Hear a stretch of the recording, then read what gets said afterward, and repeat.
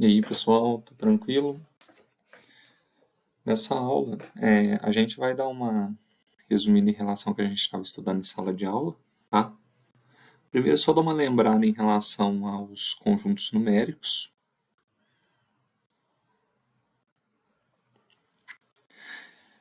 O conjunto dos naturais, a gente vai representar ele pela letra N, tá?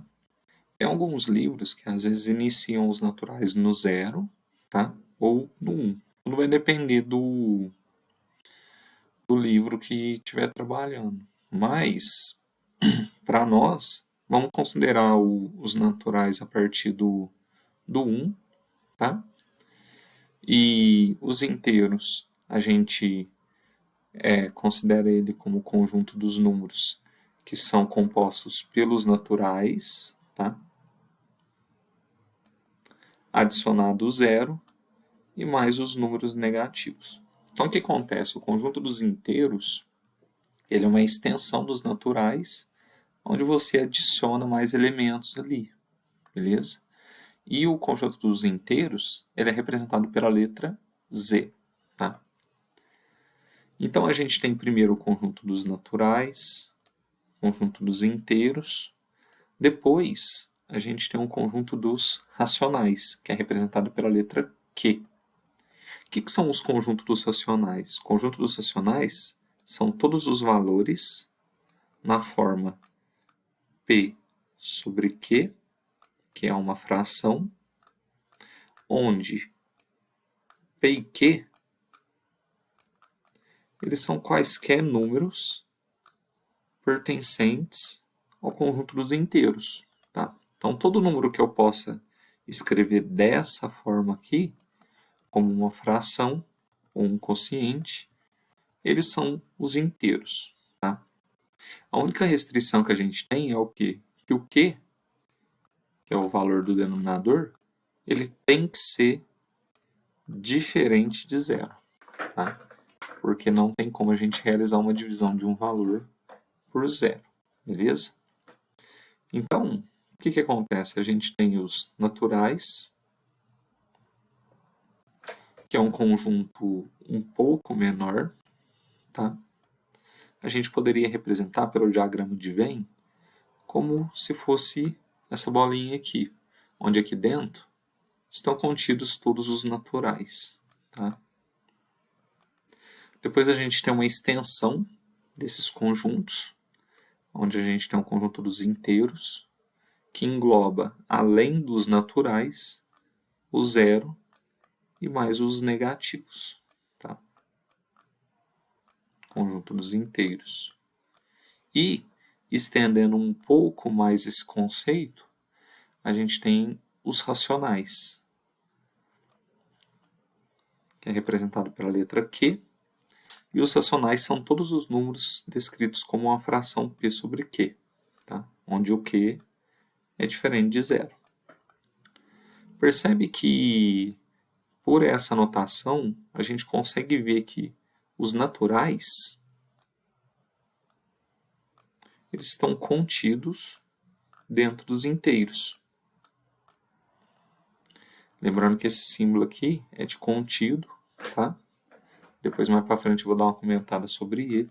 Mas ele representa que aquele determinado elemento está contido dentro, aquele determinado conjunto está contido dentro do outro conjunto, beleza? Então, a gente tem que os naturais estão contidos nos inteiros e os inteiros estão contidos nos racionais. Então, automaticamente, com essa ideia, a gente tem também que os naturais estão contidos dentro dos racionais. Tá?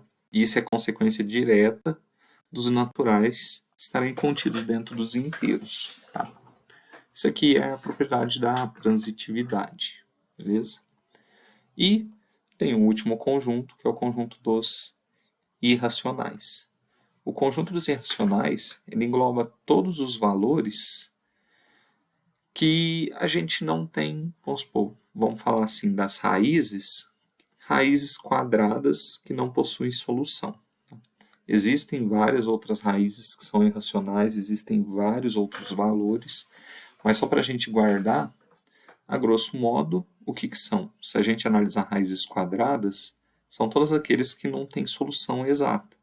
Por exemplo, a raiz quadrada de 1, a gente sabe o valor que ela vale 1. Então, ela não estaria contida no conjunto dos irracionais. Nesse caso, ela estaria contida no conjunto dos racionais.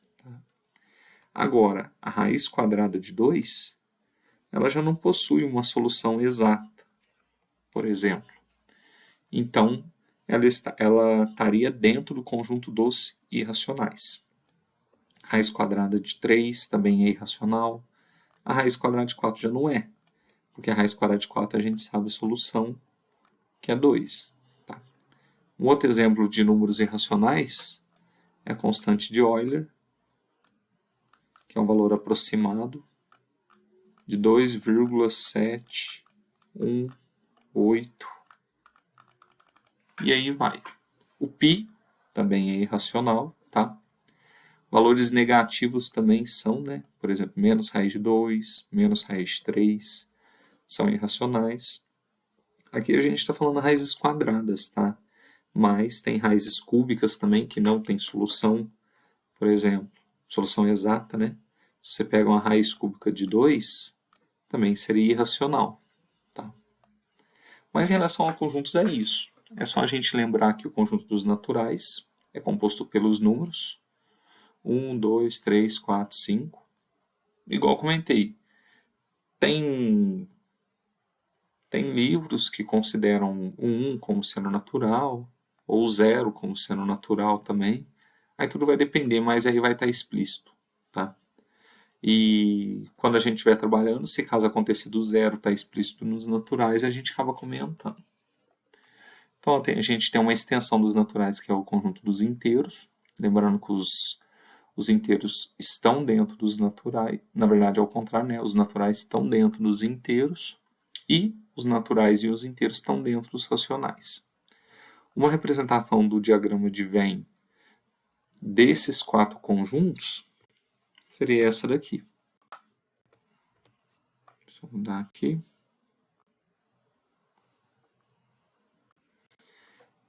Onde o conjunto dos irracionais ele fica fora desses 3 conjuntos, porque tem elementos aqui dentro. Na verdade, todos os elementos que estão aqui, eles não estão naqueles outros conjuntos. Tá? Por exemplo, π, raiz de 2. E quando a gente junta esses 4 conjuntos, então quando a gente pega o conjunto dos naturais, junta com os inteiros, lembrando que esse símbolo aqui é de união, tá?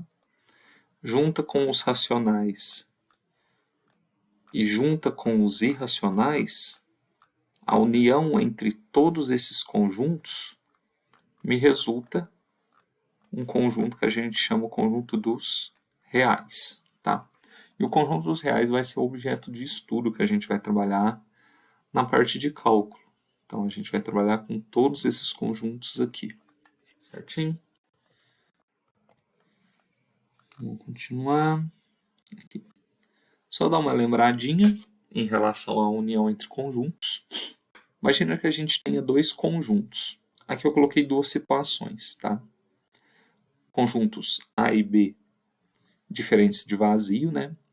Quando eu falo que A e B não são vazios, isso quer dizer que um conjunto A ele possui elementos ali dentro.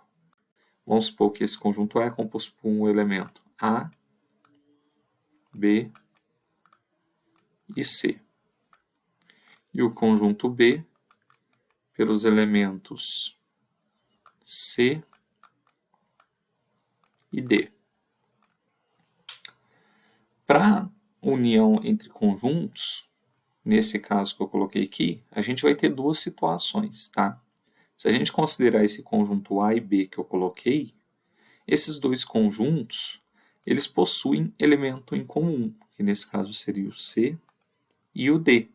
Então, a representação desses conjuntos, quando a gente representa por um diagrama, como que ele ficaria? Ele ficaria igual a esse caso que eu coloquei aqui.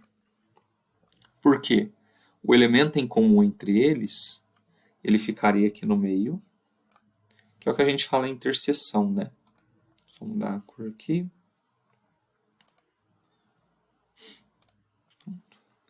Então, esse elemento em comum aqui, que é o C, teria uma interseção entre esses dois conjuntos. E os elementos A e B estariam no conjunto A, e no conjunto B somente o D. Tá?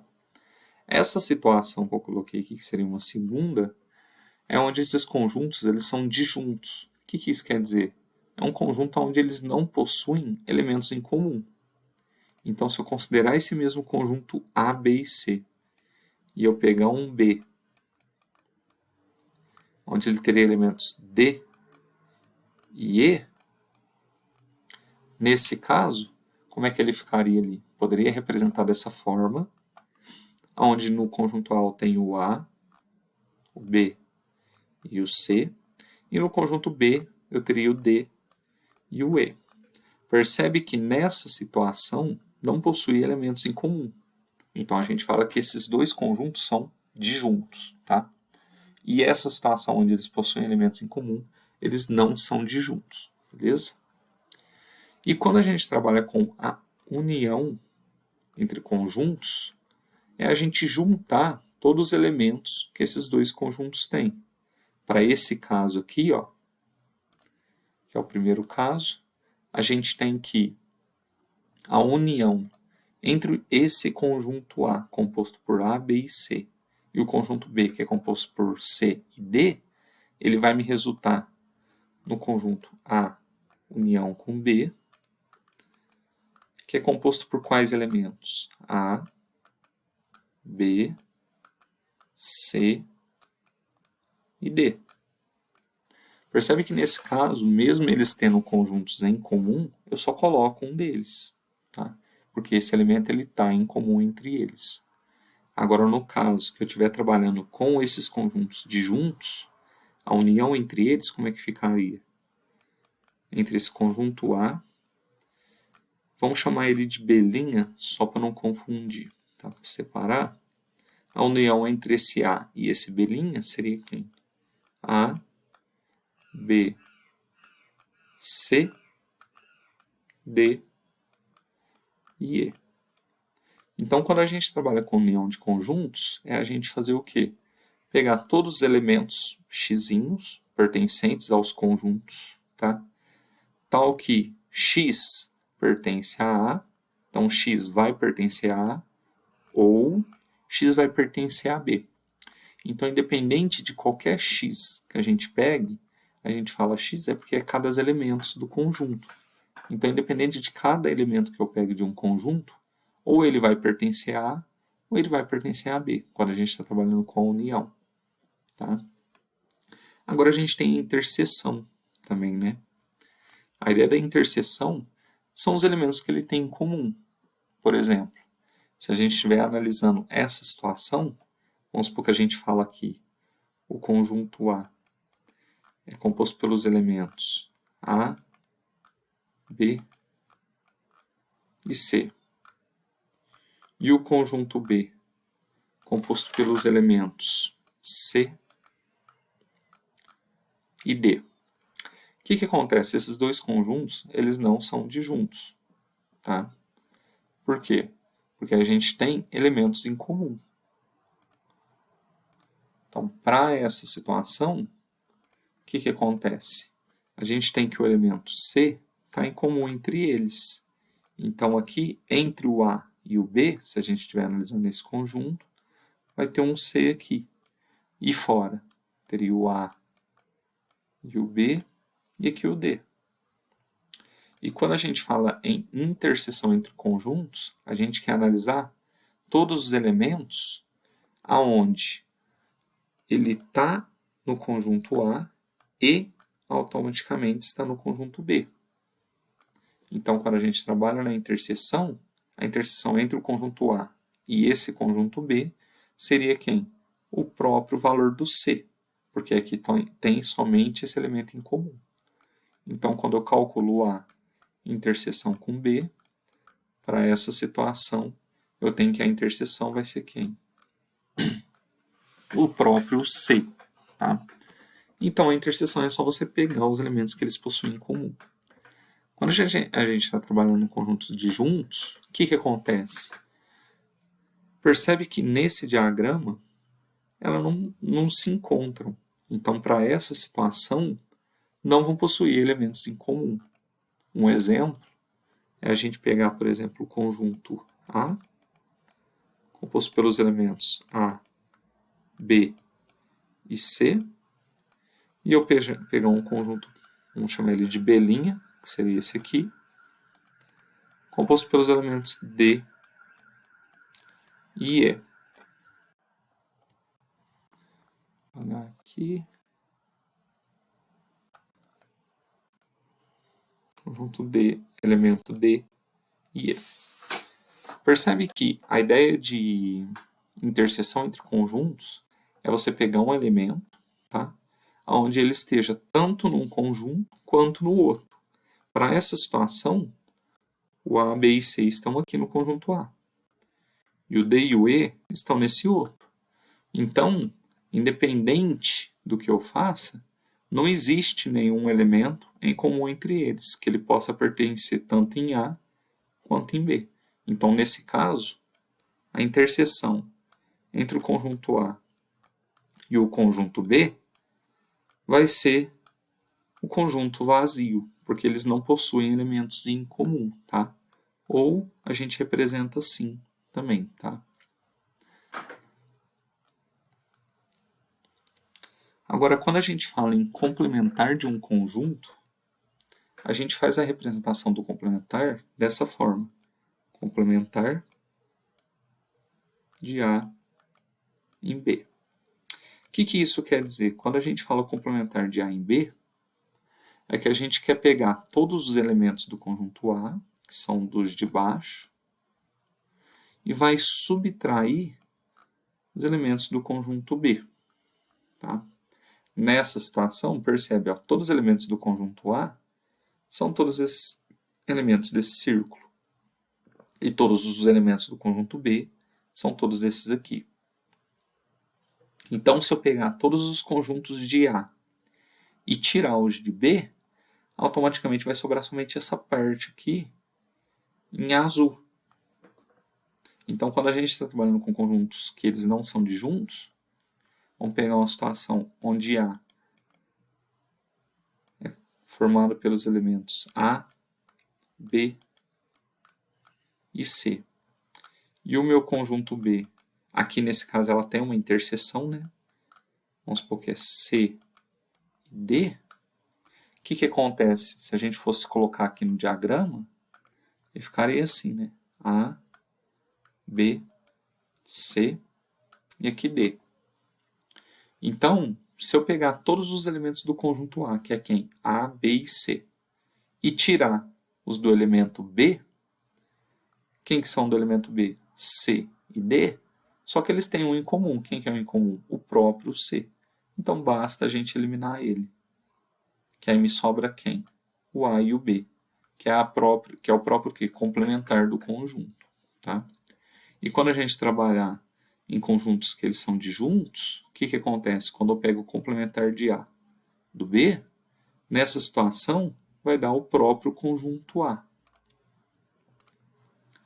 Complementar de A por B, nessa situação, dá o próprio conjunto A, porque não tem uma interseção entre eles.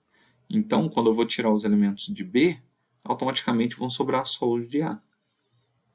Então, o complementar de um conjunto é o quê? Todos os x, de tal forma que x vão pertencer ao conjunto A, que eu estou analisando, e os x não pertencem a um conjunto B. Por isso que a gente pega e analisa se dois conjuntos são disjuntos ou não, porque se eles forem disjuntos, vai acontecer situações onde os elementos não têm em comum.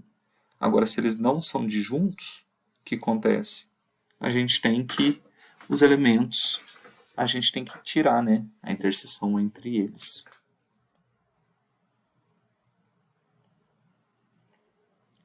Agora, só comentar um pouquinho sobre os símbolos, né? Então, a gente tem o símbolo de união, representado pelo Uzinho, interseção, contém, não contém. Aqui, ó, quando a gente passa uma barrinha em relação ao símbolo, a gente utiliza ela como símbolo de negação, tá? Então, toda vez que você vê um símbolo e tiver uma barrinha cortando, ela está negando aquilo que a gente comentava. Está contido e não está contido. Uma coisa a gente tem que tomar cuidado, ó, esses símbolos aqui, a gente vai utilizar eles quando estiver trabalhando com conjuntos, tá? Então, só faz sentido a gente comentar união, interseção entre conjuntos, falar que um conjunto está contido ou não em outro conjunto, tá? Agora, quando a gente utiliza esse símbolo de pertence e não pertence, a gente vai trabalhar somente com elementos de um conjunto, certo? Então, a gente só pode falar que um elemento pertence ou não a um conjunto, a gente utiliza esse símbolo. Nunca a gente pode falar que, por exemplo, o conjunto dos naturais pertence ao conjunto dos inteiros, tá? Isso aqui não tem. A gente poderia falar que os naturais está contido no conjunto dos inteiros, certo?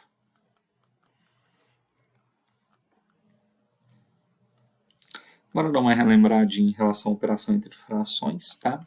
Aqui eu vou colocar alguns casos específicos, mas para a gente lembrar é o que? Quando a gente trabalha com soma e subtração de frações com denominadores iguais, é só lembrar que para somar essas frações, é só você copiar o denominador e resolver a operação de cima, tanto para mais quanto para menos, tá? Vou pegar um exemplo. Fração 3 sobre 2 mais 5 sobre 2. Esses denominadores são iguais. Então, o que você faz? Copia o denominador, resolve a operação de cima. 3 mais 5, 8. Se der para você fatorar ou resolver aqui a fração, você resolve. 8 por 2, 4. Essa regra ela vale tanto para mais quanto para menos, tá? Agora, quando a gente estiver trabalhando com soma e subtração com denominadores diferentes, a gente vai utilizar a propriedade de fração equivalente para igualar os denominadores e conseguir resolver, tá? Vamos pegar um exemplo aqui, só que agora é de menos. Lembrando que essa regra vale tanto para mais quanto para menos, tá? 3 sobre 4, menos 1 sobre 5. Os denominadores estão diferentes, tá? Então, o que a gente tem que fazer? Primeiro, vamos igualar eles. E como é que eu faço isso? Você vai analisar o número aqui de baixo. Nesse caso aqui, ó, eu tenho 1, 5. Então, eu vou multiplicar essa fração por 5, tanto em cima quanto embaixo. Aí você vai analisar o número que está de cá, que é o 4, e multiplica em cima e embaixo por 4. Aí a gente vai resolver primeiro essa fração aqui. 3 vezes 5 vai dar 15. 4 vezes 5, 20.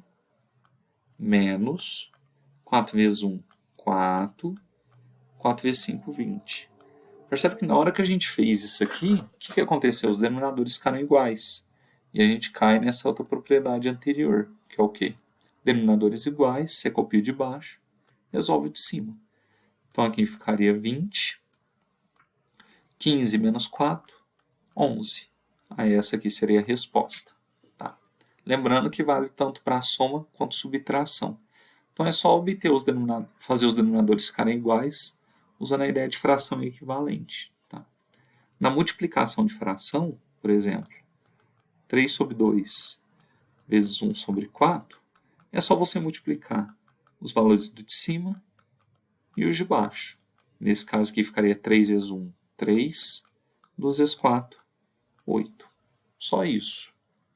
E quando a gente trabalha com divisão de fração, se eu tiver uma fração 3 sobre 2 dividida por 1 sobre 5, o que a gente faz? A gente vai transformar essa divisão de fração em uma multiplicação. E como é que eu faço isso? Eu copio a fração de cima, nesse caso é 3 sobre 2, e multiplico pela fração de baixo invertida, que seria 5 sobre 1. Então, para resolver isso aqui, basta se inverter os valores da fração de baixo e multiplicar com a de cima.